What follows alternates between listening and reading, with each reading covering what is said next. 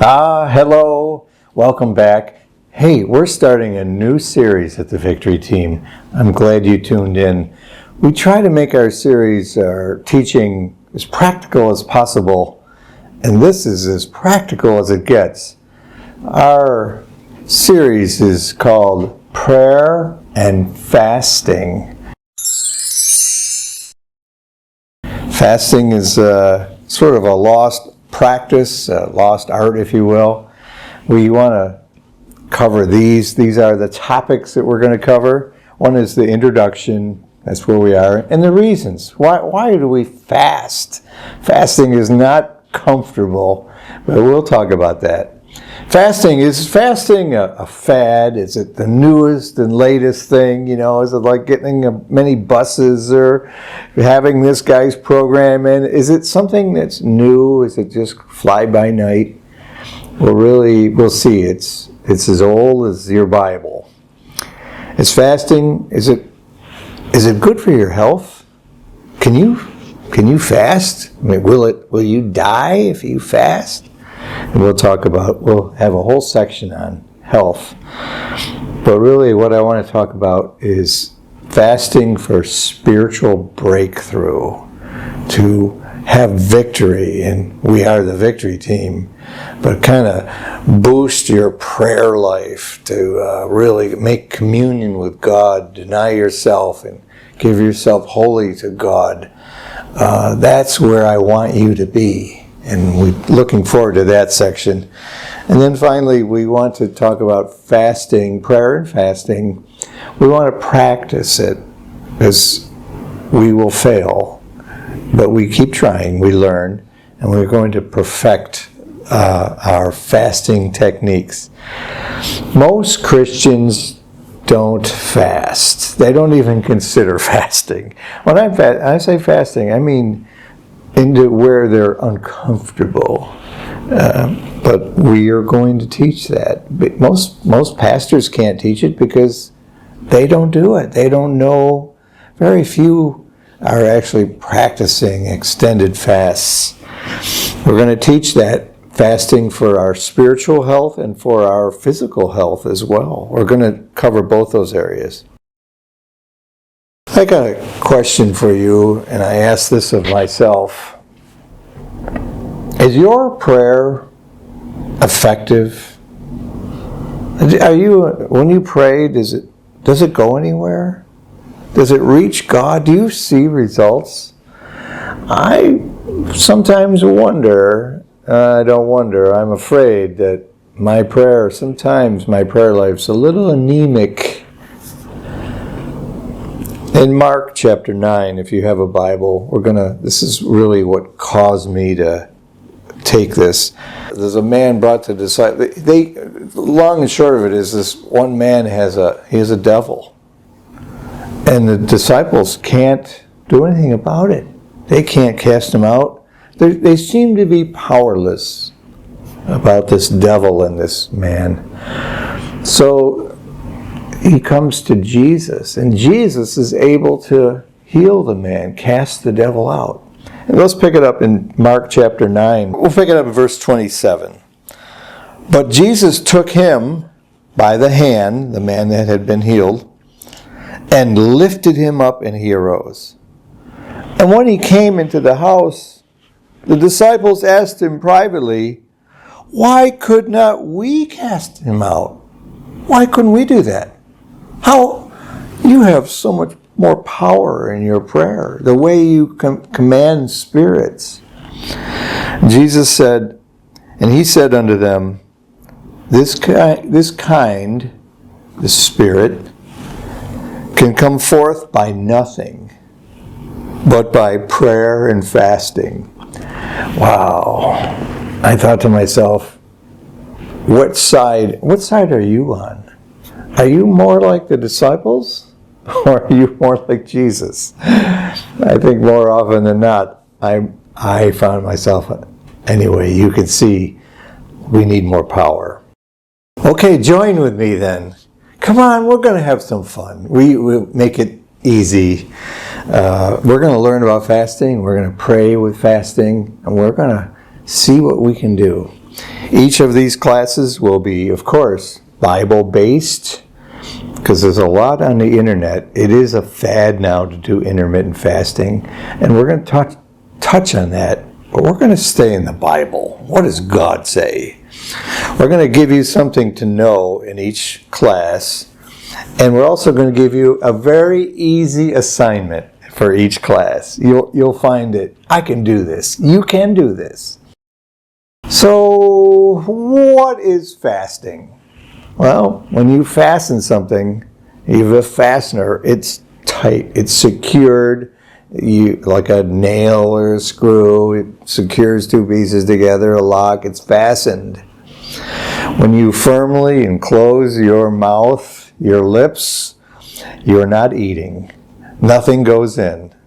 Well, we're going to make an exception. We're going to have liquids and some electrolytes, but you're not eating. A clean fast is no food, no carbohydrates, so on and so forth.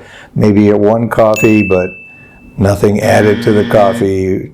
Mostly tea, water. You're basically going. You're going without. You're denying yourself. Every time you feel hungry, what you think is hungry, you're not going to feed that hunger.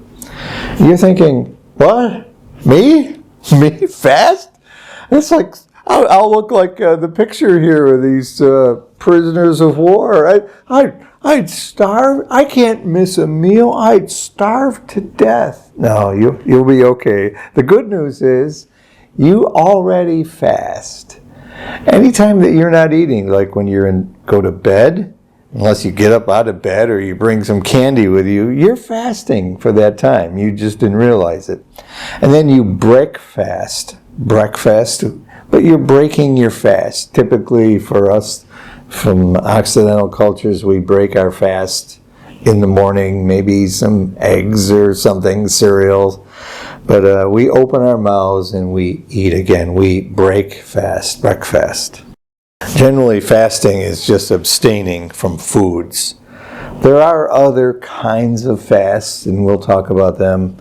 The most popular now is intermittent fasting. That is, you eat in a window of time, maybe 6 to 8 hours, 4 hours, or maybe one meal a day.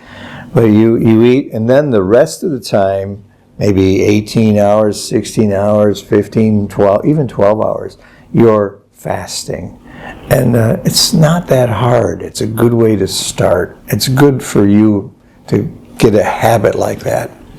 There's the Daniel fast, where really that's a diet, and you select what you eat. Not so much when you eat, but you select what you eat. Then there's the extreme fast. We're not going to do that. But that's where no water, no food, nothing. And there's reasons we're not going to do that. We'll cover that when we get to that point. But there's quite a few different types of fast.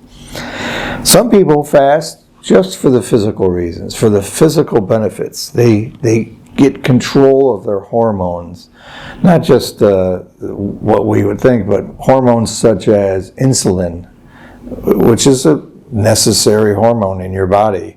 But if it's out of control, type 2 diabetes, it's a problem. You can lower your blood sugar. You can drop addictions. If you can fast, you can do anything. You have control of your body. You want to eat more than anything, more than smoking, drinking, taking illegal drugs, such and such. You can do it. If you're conquering yourself. Maybe this talk makes you nervous. You have a precondition. I'd strongly suggest you check with your doctor. I checked with my doctor. I told him what I wanted to do. I wanted to do a long-term fast. I told him how long, and he just looked at me like crickets. So we agreed to do a blood panel before, and we'll do one after, and so we can see what's going on.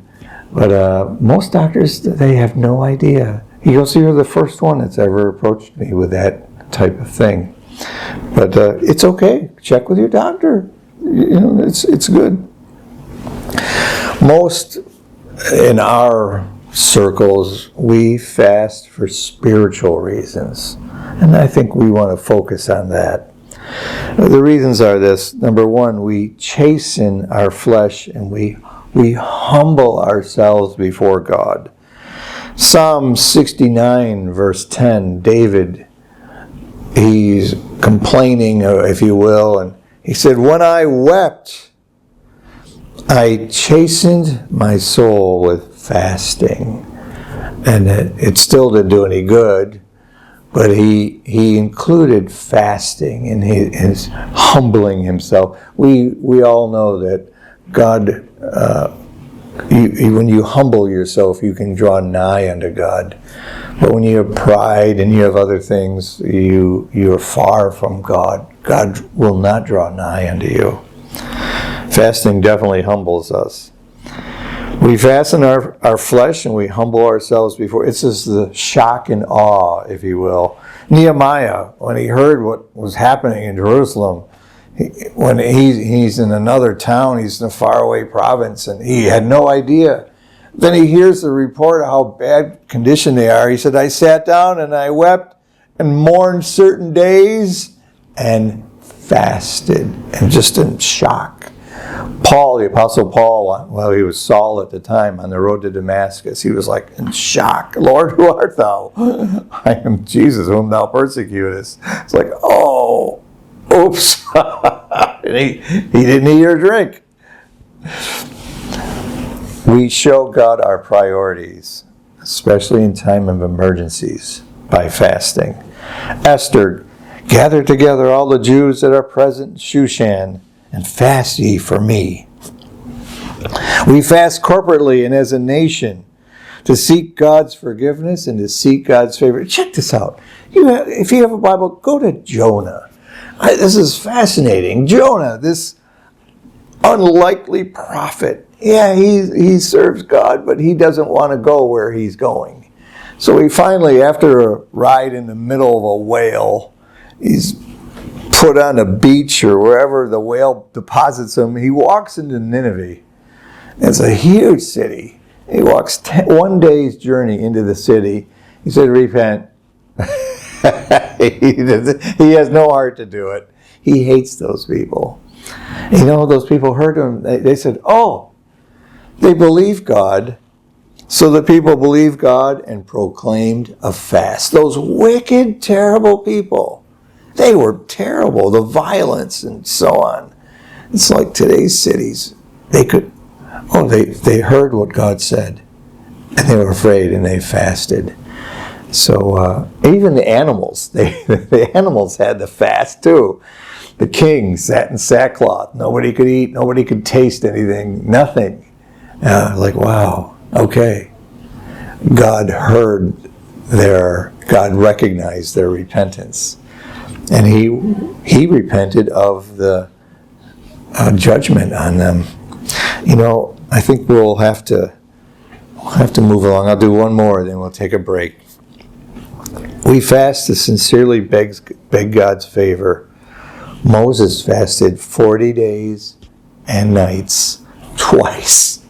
This is a supernatural fast. Exodus 34, verse 28. And he was there with the Lord 40 days and 40 nights. He did neither eat bread nor drink water. I got to remind you, if you try an extended fast like this, remember Moses was in the desert. Jesus was in the desert when he fasted. Don't be driving heavy equipment. It's difficult because you're going through a lot of things, and you might want to get away for a while if you're fasting. You know what? Our time is slipping away. Let me take a break. Let me skip ahead to our assignment. Actually, our assignment is easy. Know this. This is one thing to know. You probably didn't even realize this. You think fasting is so strange and difficult. No. You fast already. You already fast. You go to bed. Usually, for most people, that's what fasting is. And then you wake up 6, 8 hours later, 5 hours, 9 hours, whatever. You have fasted already. All we're doing is taking your fasting and extending it, putting a little discipline and purpose around it. certainly can include the fasting while you sleep. And here's your assignment. So when people say, well, I can never fast, you already fast, so you're good. So your assignment is to do this along those lines. I want you to go, as this how, stay with me. Some of you, it's so easy. Some of you, it's difficult. But it's okay. Practice. Go 10 hours without eating anything. No sugary drinks, just water or nothing for 10 hours. For most of you, that's mostly your sleep. Just don't eat, don't get up at the midnight, don't have that Scooby snack. Don't raid the fridge, in the dark. Just don't eat. 10 hours all week. And you'll feel more confident. You can do it. You can do it, okay? Hey, I'm looking forward to this series. We're going to have a good time, and you're going to enjoy it, and it's going to be profitable for you, I promise. Speaking of profit, I almost forgot. We have a sponsor.